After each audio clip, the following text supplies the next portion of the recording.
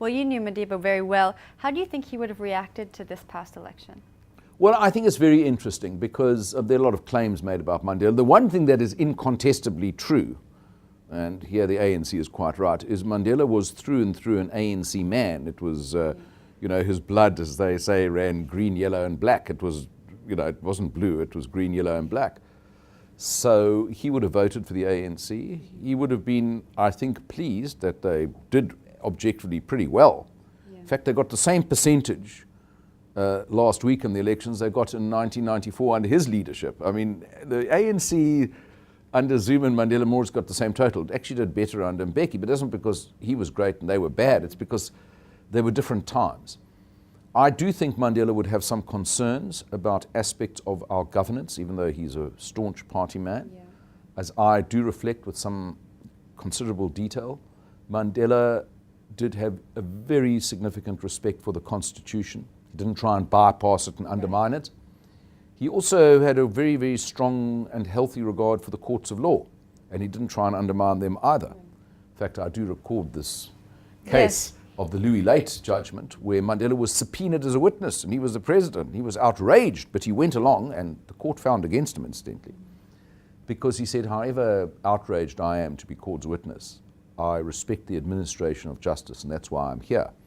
Now, you don't hear too much of that in the upper levels of governance. There's almost, today in South Africa, an evasion of the consequences of the criminal justice system and the National Prosecuting Authority, which has been undermined in recent times, as we know.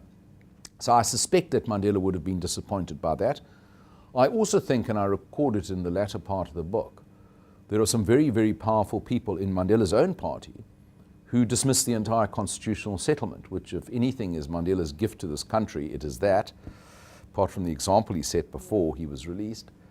And they're saying, actually, this was just a deal by which, we could have black government under white control. That's what a senior member of Mandela's own party said. Now, I can't think, just on the basis of everything he said, not just to me, but in public, and everything he did, that he would be party to that.